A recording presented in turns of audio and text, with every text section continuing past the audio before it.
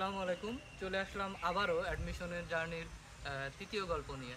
তো আজকে আমি ছোট্ট একটা প্রশ্নের অ্যান্সার দিব আগে। অনেকেই ভাবে যে ভাই আপনি পড়েনই তো রাবিতে, কেন ওভার হাইপ বা গ্লোরিফাই করতেছেন অ্যাডমিশন জার্নিটা? আমার উদ্দেশ্য হচ্ছে আমার ইউনিভার্সিটিকে গ্লোরিফাই করা না, ওভার হাইপটে ওঠানো না। আমার উদ্দেশ্য হচ্ছে আমি এমন অনেক জুনিয়রকে চিনি যারা হচ্ছে অনেক বড় বড় স্বপ্ন নিয়ে অ্যাডমিশনে আসছে, যেমন মেডিকেল, ইঞ্জিনিয়ারিং, বুয়েট কুয়েটে পড়বে বা ঢাবিতে পড়বে। দেখো, চাইলেও সবার স্বপ্ন পূরণ করা সম্ভব হয় না, কিন্তু তারপরেও কি আমাদের জন্য বেটার অপশন আছে। আদার্স পাবলিক ইউনিভার্সিটি আছে যেগুলো ঢাবির পরে, বা যেগুলো পাবলিক ইউনিভার্সিটি আছে সেগুলোতে আমরা ট্রাই করতে পারি। আমার এই ভিডিওটার উদ্দেশ্য হচ্ছে যাদের ফ্যামিলি ব্যাকগ্রাউন্ড হয়তো অতটা ভালো না যে টাকা দিয়ে হচ্ছে প্রাইভেট ইউনিভার্সিটিতে পড়বে, যাদের একটা ভালো পাবলিক ইউনিভার্সিটি দরকার, ইউনিভার্সিটির ফ্যাসিলিটিসগুলো দরকার, শুধুমাত্র তাদের জন্য। আমি আবারও ক্লিয়ার করতেছি, আমার কোনোভাবেই উদ্দেশ্য না আমার ইউনিভার্সিটিকে গ্লোরিফাই করা। আমি কখনোই বলবো না যে এই ইউনিভার্সিটিটাই বেস্ট, বাট শুধুমাত্র যেসব জুনিয়ররা ভেঙে পড়ছে তাদেরকেই গাইডলাইন দেওয়ার জন্য এবং এই জার্নি থেকে যেন তারা শিখতে পারে, আমার উদ্দেশ্য শুধু এটাই। তো আজকে আমার সাথে আছে একজন বিশেষ অতিথি, তাহেরা খাতুন জিম। বর্তমানে অধ্যয়ন করছি রাজশাহী বিশ্ববিদ্যালয়ের গণিত বিভাগে। আসসালামু আলাইকুম, আমি তাহেরা খাতুন জিম। বর্তমানে অধ্যয়নরত আছি রাজশাহী বিশ্ববিদ্যালয়ের গণিত বিভাগে। প্রথমেই আমি ধন্যবাদ জানাতে চাই আবিরকে, যে ও আমাকে এই সুযোগটা দিয়েছে যে আমি আমার অ্যাডমিশনের সময় কত কি ফেস করেছি, কত কিছু করেছি সেটা তোমাদের সামনে আজকে তুলে ধরতে পেরে। তো আমার হচ্ছে প্রথমেই বলতে চাই যে আমি যে স্বপ্নটা নিয়ে অ্যাডমিশন জার্নি শুরু করেছিলাম আর বর্তমানে যেখানে আমি আছি সম্পূর্ণ আলাদা দুইটা ফেজ। আমি বর্তমানে আছি গণিত বিভাগে, কিন্তু আসলে আমার স্বপ্ন ছিল যে আমি ডাক্তারি পড়ব। মানে ছোটবেলা থেকেই স্বপ্ন দেখতাম যে যদি বড় হই সায়েন্স নিব, দেন হচ্ছে ডাক্তার হব। অনেক বেশি অনেক বেশি ভবিষ্যৎ নিয়ে চিন্তা করতাম যে ভবিষ্যতে আসলে কি করতে চাই, কি করব। অ্যান্ড ছোটবেলা থেকেই অনেক ভালো স্টুডেন্ট ছিলাম বলা চলে। স্কুলেও আমার পড়াশোনা অনেক ভালো ছিল, রেজাল্টও সবসময় ভালো হতো। তো স্যারদেরও একটা অনেক বড় আশা ছিল যে হ্যাঁ আমি বড় হয়ে অনেক ভালো কিছু করতে পারবো। সেখান থেকে অ্যাকচুয়ালি স্বপ্নটা দেখা যে ডাক্তার হবো। মানে এখনো যখন বলতেছি তখনও মনে হচ্ছে যে কোথা থেকে কোথায় এসেছি।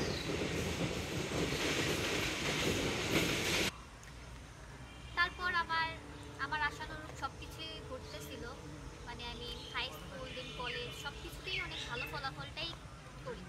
স্যাররা অনেক আশাবাদী ছিল, আমার পরিবারের সবাই অনেক বেশি আমাকে নিয়ে স্বপ্ন দেখতো যে হ্যাঁ আমি অবশ্যই কিছু করতে পারবো অ্যান্ড অবশ্যই ডাক্তার হবে। কারণ আমি কোনো সেকেন্ড অপশনই রাখছিলাম না যে ডাক্তারের যদি না হইতে পারি বা যদি কোনো মেডিকেলে আমি যদি চান্স না পাই তাহলে আমি কী করব, সেই চিন্তাটাই আমার মাথায় কখনো আসেইনি। আমি এতটাই বেশি কনফিডেন্ট ছিলাম নিজের উপর যে হ্যাঁ আমি অবশ্যই পারবো, কেন পারবো না। সেই অনুযায়ী চলতেছিলাম। তারপর ইন্টারে তো আমাদের একটা বড় একটা ব্রেক চলে আসে কোভিডের জন্য। তাও প্রিপারেশন নিতে থাকি মেন্টালি, অ্যান্ড পড়াশোনাও সেভাবেই চলতে থাকে। তারপরে সময় আসলো অ্যাডমিশনের। সেখানে প্রথমে আমি কোচিংয়ে ভর্তি হইলাম।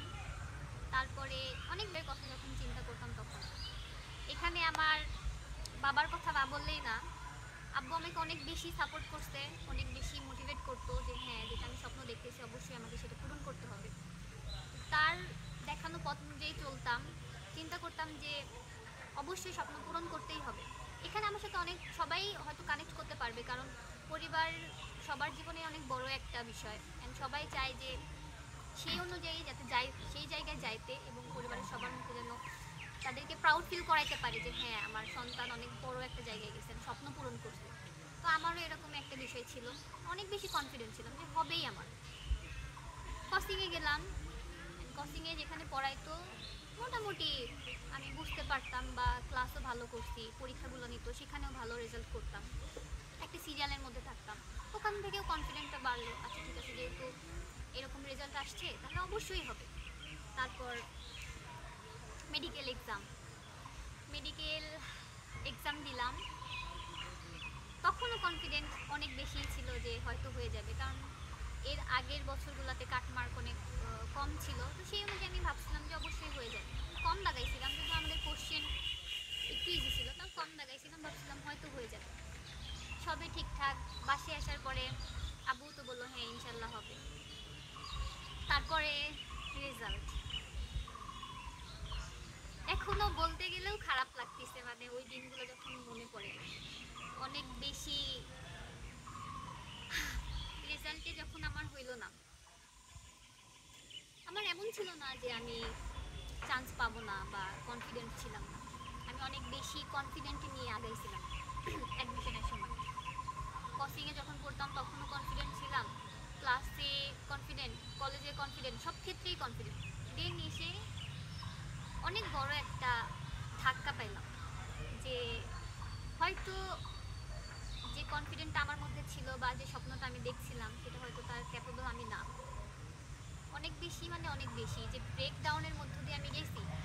আমার মনে হয় যারা মেডিকেলে জন্য প্রিপারেশন নিচ্ছে বা মেডিকেল এক্সাম দিচ্ছে তারা অনেকেই আমার সাথে বিষয়টা নিয়ে কানেক্ট করতে পারতেছে, কারণ অনেক স্টুডেন্ট পরীক্ষা দেয় আর চান্স পায় মাত্র হাতে গোনা কয়জন। এখানে লাকিরও একটা বিষয় আছে, হার্ডওয়ার্ক তো অবশ্যই আছে। তো এই মেডিকেল না হওয়ার পরে আমি চিন্তা ভাবনা করছিলাম এক পর্যায়ে যে আমার দ্বারা হয়তো কিছুই হবে না, আমি আর পড়াশোনাই করব না, এমন একটা পর্যায়ে চলে আসছিল। পড়াশোনা একেবারেই ছেড়ে দিলাম, মানে একেবারে ডিপ্রেসড হয়ে গেছিলাম, কারণ এটা অনেক বড় একটা স্বপ্ন ছিল আমার জীবনে। ছোটবেলা থেকে বড় হয়েছি শুধুমাত্র এই একটা স্বপ্ন নিয়ে যে ডাক্তার হইতে হবে, ডাক্তার হইতে হবে। আর আরেকটা বিষয় যেটা এরপরে আমি ফেস করছিলাম সেটা হচ্ছে এলাকাবাসী, তারপর পরিবারের লোকজন, তারপর শিক্ষক আমার যতগুলা ছিল, কোনো ওয়ে ছিল না তাদেরকে ফেস করার। কোথাও যাইতাম না, সব কিছু মানে সব সব কারোর সাথে দেখা করিনি। পরে অনেক বেশি ডিপ্রেস হয়ে গেছিলাম, মানে যেটা সবাই ফেস করে যখন অ্যাডমিশনে কোথাও কেউ চান্স পায় না। তখন আমি তো তাও অনেকগুলো কোথাও পরীক্ষা দেইনি, কিন্তু ওই যে সবাই ছোটোবেলা থেকে স্বপ্ন দেখাইছে, সবাই জানতো, সবাই বুঝতে পারতো হয়তো চান্স পাবো, কিন্তু হয়নি। এইখান থেকে যখন আমি একেবারে ভেঙে পড়ছিলাম, তারপরে ঢাবির আমি হচ্ছে ঢাবির জন্য ঢাবিতে পরীক্ষা দিতে চেয়েছিলাম, দেন রাজশাহীতে তুলেছিলাম, দিয়েছি অনেকগুলাই। তো ভাবলাম যে কী করবো, এইভাবে তো আসলে হয় না। ছোটোবেলা থেকে যেহেতু স্বপ্ন দেখেছি, যদি এইটা না হয় আর কি কোথাও যাইতে পারবো না আমি, এরকম একটা চিন্তা ভাবনা আসলো।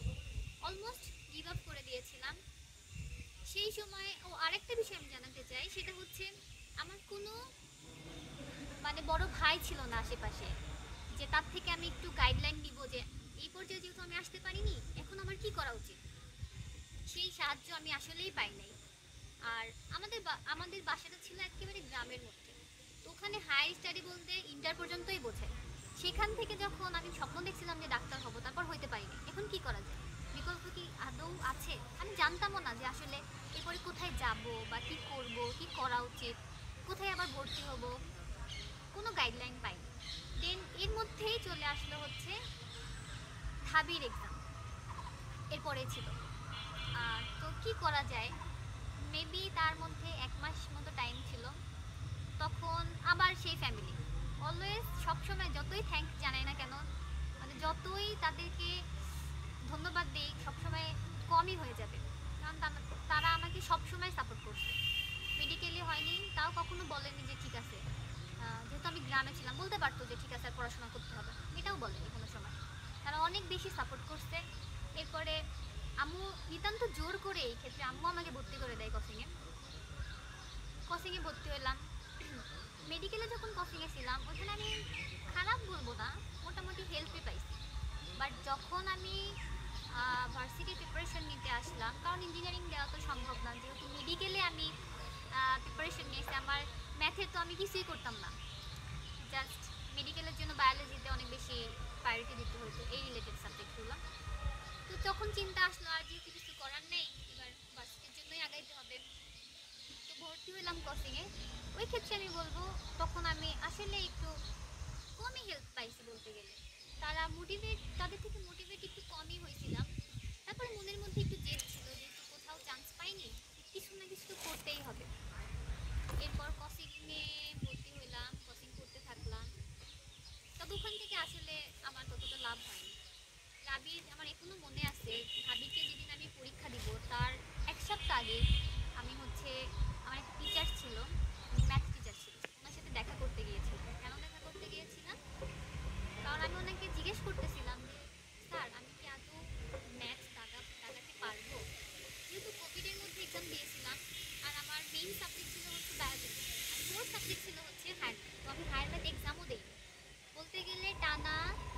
1.5 বছর আমি ম্যাথ বইটা খুলেও দেখছিলাম না। সেখানে আমি এমন কীভাবে তাহলে ম্যাথ দাঁড়াবো, যেটা মেডিকেলের থেকে আসা, যারা মেডিকেল প্রিপারেশন নেয়, ভার্সিটি প্রিপারেশন নেয় না, অনলি মেডিকেল, তাদের জন্য এটা আসলে অনেক বড় একটা চ্যালেঞ্জিং একটা বিষয়। কিন্তু ফার্স্ট ইয়ারে যখন ছিলাম ম্যাথের বেসিকটা ভালো ছিল, তো চিন্তা করলাম যে আর কী করা যায়। পরে স্যার বললো যে দেখো যা হয়েছে হয়েছে, এখন তো এটা ব্যাক করা যাবে না, তুমি বাংলা কেন দেখাবা বা ইংরেজি কেন দেখাবা, তুমি যথেষ্ট ভালো অ্যান্ড তোমার যেহেতু বেসিক ভালো আছে, তুমি ম্যাথটাই দেখো, 7 দিন হলেও দেখো, যতটুকু পারো ততটুকু থেকে এক্সাম দাও। ওখান থেকে একটা মোটিভেশন কাজ করে, ভাবতে থাকি যে হ্যাঁ অবশ্যই আমি পারবো। তারপর আসলাম, ম্যাথের উপর প্রিপারেশন নিলাম, ফিজিক্স কেমিস্ট্রিতেও যেহেতু বেসিক ভালো ছিল তো হয়ে গেছে, সমস্যা হয়নি। দেন ঢাবির এক্সাম দিলাম। ঢাবিতে আমি ভাবছিলাম হয়তো ফেল আসবে, বাট আলহামদুলিল্লাহ ঢাবিতেও ভালো স্কোর আসে। পজিশন অনেক পিছিয়ে ছিল, বাট আমার আশা অনুযায়ী তার থেকেও হয়তো ভালো আমি পাইছিলাম, তো ভাবছিলাম যে ফেল করবো সেখানে। মেডিকেল প্রিপারেশন নিয়ে হ্যাঁ, মেডিকেল প্রিপারেশন থেকে তারপরেও ম্যাথে পাস করছিলাম আমি, মেন কথা। যদিও রিটেন ছিল আমাদের ঢাবিতে, যখন আমরা এক্সাম দিই রিটেন ছিল না, তারপর ম্যাথে পাস, সব কিছুতে পাস। এটা অনেক বড় একটা, অ্যাকচুয়ালি যেটা বলে না যে মোড় ঘোরানো বিষয়, যেখানে আমি প্রথমে অনেক বেশি কনফিডেন্ট ছিলাম, একবারে ডিপ্রেসড যে আমার দ্বারা কিছু হবে না।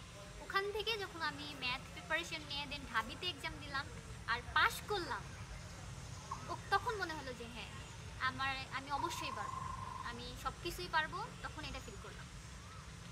দেন রাজশাহীতে এক্সাম দিলাম। রাজশাহীর এক্সামের আগে অসুস্থ ছিলাম, তারপরেও রাজশাহী এক্সামটা দিয়েছি।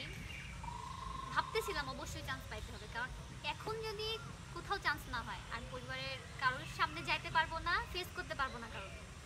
এক্সাম দিলাম, দেন আব্বু জাস্ট জিজ্ঞেস করছিল হবে কি, আমি বলছিলাম যে ইনশাল্লাহ হবে। তারপরে গুচ্ছও দিয়েছি, ওখানেও হয়েছে। তারপর রাজশাহীর যেদিন রেজাল্ট আসলো, দেখলাম যে হ্যাঁ ভালো একটা পজিশন আছে, ভালো একটা সাবজেক্ট হয়তো পাবো। তারপরে জানি না কেমনে কেমনে সাবজেক্ট চয়েস দেওয়ার পরে চলে আসলাম ম্যাথে, মানে সম্পূর্ণ উল্টা একটা পথ। ফার্স্ট জার্নি আমার শুরু হয়েছিল বায়োলজিকে প্রায়োরিটি রেখে, দেন আমি আসলাম হচ্ছে ম্যাথে। এই জার্নি মানে খুবই চ্যালেঞ্জিং ছিল আমার জন্য, কারণ প্রথমে অনেক বেশি কনফিডেন্স, দেন ব্রেকডাউন, দেন আবার উঠে দাঁড়ানো, দেন সব কিছু ফেস করা। আর এখানে একটা জিনিস বলতে গেলেই না, আমি মেডিকেলে যখন হয়নি, যেহেতু আপনারা বলতে পারেন যে এত বড় স্বপ্ন ছিল আমি প্রাইভেটে পড়তে পারতাম, কিন্তু সেই ক্যাপাবিলিটি আমাদের ছিল না যে আমি হচ্ছে মেডিকেলে হয়নি। মেডিকেলে আমার অনেক ভালো একটা স্কোর ছিল, কিছু মার্কের জন্য ছুটে গিয়েছিল। আমি প্রাইভেটে, হ্যাঁ অ্যাকচুয়ালি লাক, প্রাইভেটে চাইলে পড়তে পারতাম, যদি যেহেতু আমার এত বড় একটা স্বপ্ন, কিন্তু আমার কোনো ওয়ে ছিল না পড়ার, তাহলে অবশ্যই আমাকে পাবলিকেই পড়তে হবে, এরকম একটা বিষয়। মানে দেশের প্রথম সারির ইউনিভার্সিটিগুলোতে পড়তে। তার মধ্যে যেহেতু আসলো রাজশাহী, আরেকটা কথা বলি, যখন আমি হচ্ছে ঢাবির এক্সাম দিয়েছিলাম তখন হচ্ছে রাজশাহী থেকে দিয়েছিলাম, তখনই মনে হয়েছিল যে সত্যি বলতে আমি এই ক্যাম্পাসের প্রেমে পড়ে গিয়েছিলাম, যে এত সুন্দর জায়গা, যদি চান্স কোথাও পাইতেই হয় অবশ্যই এখানেই পাইতে হবে, এখানেই পড়তে হবে, এরকম একটা বিষয় ছিল। যারা রাজশাহীতে আসছে তারা বলতে পারবে আসলেই জায়গাটা অনেক সুন্দর। প্রথমে এখান থেকেই রাজশাহীর প্রতি প্রেম, রাজশাহীর প্রতি ভালোবাসা, দেন শুরু হইলো রাজশাহীতে পড়া অ্যান্ড ম্যাথে। ইনশাল্লাহ অনেক ভালো পজিশনে আছি, অনেক ভালো একটা জায়গায় আছি। আর তারপরে আর ইচ্ছা করেনি যে আমি হচ্ছে এখান থেকে মেডিকেলে সেকেন্ড টাইম দিই। আমি কিন্তু মেডিকেল সেকেন্ড টাইমও দিই, কারণ আমার মনে হচ্ছে যে আমি যেই অবস্থানে আছি বা যেখানে আছি অনেক ভালো আছি, যেটা আমার ভাগ্যে আল্লাহ লিখে রাখছিল, আমার মনে হয় এটাই সবচেয়ে ভালো জায়গা।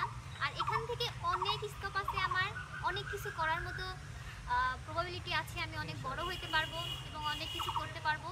এই ভেবেই আমি বর্তমানে রাজশাহীতে রয়েছি অ্যান্ড গণিত নিয়ে পড়াশোনা করছি। আচ্ছা, তাহলে শুনলা তোমরা তোমাদের আপুর গল্প শুনলা যে কিভাবে সে অ্যাডমিশন লাইফে সবাই একটা কমন জিনিস ফেস করে, সেটা হলো ডিপ্রেশন। ফার্স্টে একটা বড় টার্গেট নাই সবার, বাট ভাগ্য এখানে একটা লাক অনেক ফেভার করে। তো সবাই চাইলেও সব জায়গায় চান্স পাওয়া সম্ভব না, সবাই মেডিকেলে পড়বে চাইলেও এটা সম্ভব না, মানে সবাই চান্স পায়, ঠিক আছে? তো এখান থেকে আমরা একটা শিখতে পারি যে তোমরা আপু যেমন ডিপ্রেসড ছিল, তারপর আবার হচ্ছে কামব্যাক দিছে, একটা ভালো কামব্যাক দিছে। তো তোমরাও তোমার আপুর থেকে অনুপ্রাণিত হয়ে তোমাদের অ্যাডমিশন জার্নিটা শুরু করতে পারো, আবার ভালো একটা কামব্যাক দিতে পারো। তো এই ছিল আজকের ভিডিও। নেক্সটে আমরা কোনো অন্য একটা পার্ট নিয়ে তোমাদের সামনে হাজির হবো, অন্য একটা অ্যাডমিশন করতে। টাটা সবাইকে, আল্লাহ হাফেজ।